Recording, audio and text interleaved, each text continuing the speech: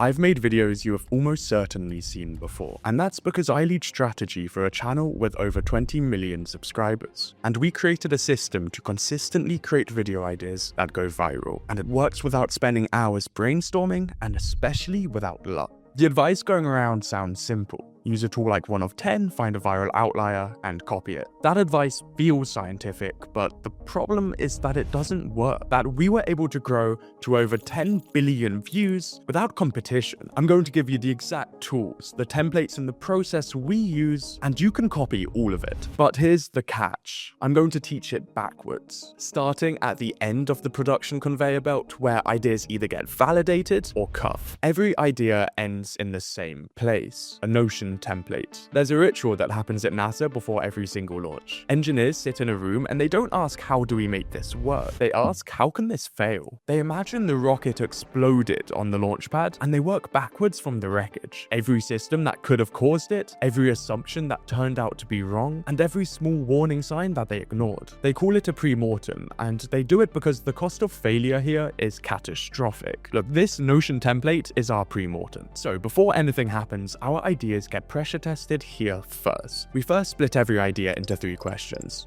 What does the viewer expect to get? How does the video actually deliver on that? And what does it look like structurally? Here's where it gets useful, because built into the template is a prompt. You copy it and drop it into Claude with your working title, and it gives you 30 search queries, each one designed to pull up every video that currently exists around your idea. 2 minutes with these queries and you'll know far more about your idea than most creators will ever find out. Now take those queries and run them through 1 of 10, and for every video that comes up, look out for these 3 things: how relevant it is, how well it performed, and when it was posted. Anything showing success, just screenshot it and paste it into the template. Then open YouTube with the vidIQ Chrome extension and use the exact same queries. Because 1 of 10 only shows you videos that did well, but what you need now is the other side. These are videos sitting at 20,000 views on channels which average millions. Because these are your failure signals, and honestly, these are far more valuable than the wins. Look, 1 viral video proves nothing on its own. What you're looking for is a pattern. And once you have all of that, you write a short observation for each of these 3 questions, summarizing what the data is actually telling you. And this is where the template really earns its place. Because every video that does well is a balance between 2 things. Too familiar and there's no reason to click because the viewer's already seen it before. But too new and there's no reason to click either. The viewer doesn't know that they want it yet. So if your promise feels familiar, but the way you're delivering it feels fresh, then you want to lean into what your viewer already knows in your title and thumbnail. You're essentially saying, this is new, but it is for you. Now, the last section on the template is about competition. If you can find any videos that fit this, then put it right here. But if you can't, then that's also a very valuable signal. An empty space here is either an opportunity or a warning sign, and which of those it is depends on all of the information above. So that's the end of the conveyor belt. And beyond this, ideas either get executed, an idea either passes this filter or gets cut. But to get here, we need ideas to put through it. And so we need to take 1 step back. A few years ago, a document leaked online, an internal Mr. Beast production guide. It is handwritten by Jimmy himself, but most creators scrolled right past this part. He talks about breaking down successful videos, not by the topic and not by the format, but by the specific thing that made them possible in the first place. The resource, the access, the ability that a competitor couldn't replicate even if they copied everything else perfectly. That idea is the foundation of something I call advantage tags. And they sit here on the conveyor belt because they determine which ideas are actually worth taking to the template. Here's why this actually matters. Because when you see a video with 4 million views sitting on a channel with only 200,000 subscribers, your instinct is to copy the title and maybe the thumbnail. But as Mr. Beast is saying right here, that is the wrong move. It is not the title and the thumbnail that earned the click, but the positioning in the first place. So before we decide whether to adapt an outlier to our own channel, we tag it. What opportunities does this creator use in this video that makes it actually possible? So here's what those tags look like in practice. A video where someone gets access to a factory floor that no other creator can access, that is a location access tag. A video that only works because the creator had the time to put into studying and analyzing data for 6 months, that is pre-production fluency. A video built around real client results, real dashboards and numbers, that's client case access. And a video created within 3 hours of a breaking news story, that is plus trend velocity. And if a creator spent more on a single shoot than most creators can spend in an entire year, that's capital access. None of those videos could be replicated just by copying the title and the thumbnail. The idea was only possible because of what the creator already had. Some videos carry only one tag, others may carry 3 or 4. MrBeast may cash in on his celebrity network, his capital access, his ability to go to a studio and a live location all in one video, which is exactly why copying him is completely pointless. It's not that you're just missing the budget, but you're missing all of the other cards that he's able to play. But these cards aren't just things which you should avoid, they're actually a map for what you can win at. Because instead of thinking about what other creators can do that you cannot, you can actually focus on what only you can do instead. Perhaps you have a story that nobody else has lived, or a specific rare skill. Maybe you have a very interesting job or access to a location other people cannot get access to. Every idea you take to the validation template from this point should be an idea only you can create. You should be playing your own deck of cards, not somebody else's. But where this gets really interesting is that you can find somebody else in a very different niche playing the same deck of cards that you have. This is very valuable data because it's an example of formats which you are perfectly positioned to do working for someone else. Jerry Seinfeld was once asked how he became the greatest comedian of all time, and his answer was very simple. He had put a calendar on his wall, so every day he wrote jokes, he put a red X on that date, and after a few days there was a change. Look, his only job from that point became not to break that rhythm. So the quality of his humor didn't come from writing amazing jokes, they came from the sheer volume he put into it, and that volume came from a system. The biggest myth in content creation right now is that good ideas require inspiration. They don't. They need a system that allows you to put ideas even when you don't feel like it. They need a system that runs whether you feel like it or you don't. Pick a niche, just one that's completely different to yours. Start digging. Look at fitness, personal finance, cooking. You can look at parenting or calisthenics. It literally doesn't matter. What you are looking for is anything that makes you stop scrolling. Be a format that feels fresh or a promise that feels compelling. Maybe just a style of video that you haven't seen in your space before. And when you see something that catches your eye, you're not saving the idea, but you're saving the shape of it. This is the underlying thing that made that idea work. The psychology of why someone clicks on a video does not change between niches. A person drawn to a video promising better results in a faster time with less effort, that's human nature. That's not niche specific. That's not specific to any niche, that's just human nature. So a format dominating the business space can be dropped right into fitness, and the same the other way around. But the real advantage of this method actually comes when you're able to find gold mines. These are niches which your competitors aren't already looking at. That means anything you bring to your niche will be brand new, it will be fresh, but it will have that backing, the data that it worked for a different audience in a different context, and therefore has a slightly better probability of working for yours. Let's return to the 20 million subscriber channel. Look, the best ideas on this channel, the ones with the most views, I promise you they didn't come by actively searching for them. They were screenshots on my phone from when I pulled up YouTube at a random time and saw something that interested me. It could be a video I spotted on my phone at 11 PM in a completely different niche. You strap it back, you translate it, and you make sure you have your unique advantage tags in it, and then you run it through the template to see if the data behind it works. Set a timer for 20 minutes and do this every day. And do not break the chain. Byron Sharp spent his entire life studying why people actually make decisions. And for a lot of people, his findings turned out to be very uncomfortable. He said that buyers are not a fixed demographic. According to him, they are situational. This means that the same person at 7 AM on a Monday is a completely different buyer than they are at 11 PM on a Sunday. The same person at 7 AM on a Tuesday is a completely different buyer than they are at 11 PM on a Friday. Targeting a person is psychologically less predictive of a behavior than targeting a moment. The moment determines the need, and the need determines what they find interesting. And so we found that this logic applies perfectly to YouTube. Your target viewer is not a person. It's a repeated psychological moment. Perhaps it's when someone opens their phone at the gym to procrastinate, or perhaps it's the moment that a viewer opens their phone at 1 AM because their channel isn't growing and they can't sleep. Maybe they open YouTube on their TV because they have 2 hours to kill on a Sunday. Look, all of these states can be held by the same exact person, but they are completely different viewers. And therefore, to capture their attention, in all 3 of these states, we need completely different videos. Age, gender, job location, all of these things tell you absolutely nothing about what someone wants to watch in that moment compared to their context. And this is why this sits at the very start of our conveyor belt. Before the loop, before the advantage tags, and before the validation template. So to even figure out what ideas to put onto the conveyor belt in the first place, we need to realize who we're actually making videos for. You need to write down the moment your channel serves. Not who watches it, but when they watch and why they opened YouTube in the first place. That's the foundation, and all of your decisions moving forwards should be based on this. But to be honest, there's one more thing, and this is the least talked about advice on YouTube. Nassim Taleb dedicated his life to studying systems that work and those that don't. And his observation can be summarized down to one insight. The systems that collapse every single time are always the ones optimized for just one outcome. They're tight and they're efficient, but the moment conditions change, they have no flexibility left. The systems that survive aren't the ones that are the most optimized. They're the ones that keep their options left open. Look, YouTube works the same way. You don't build a 20 million subscriber channel without needing to pivot. There are creators who have spent years optimizing for a single target audience in a single competitive landscape for a single moment of their lives. But this could mean one competitor entering the landscape and they'll be gone forever. Look, YouTube is amazing for compounding, but the thing that compounds on YouTube isn't attention. It's actually your optionality. Think about it like buying lottery tickets. You will never be able to tell which lottery ticket will win, but you can control how many tickets you buy. The creator who posts quickly and cheaply and keeps iterating and learning, they get to stay in the game for the longest and they'll learn the most. While the creator who spends 3 months on a single perfect video is buying one very expensive lottery ticket and hoping it lands. So the way to take advantage of this is to make every shot cheap enough so you can still survive even if it doesn't land. And that's what this entire conveyor belt is meant to give you. Enough video ideas with the highest possible chance of success as possible, which will make growing to 100 million or a billion views completely and scientifically inevitable. The goal here isn't to make the most perfect single video, but it's to stay in the game long enough to see it work. That's the system.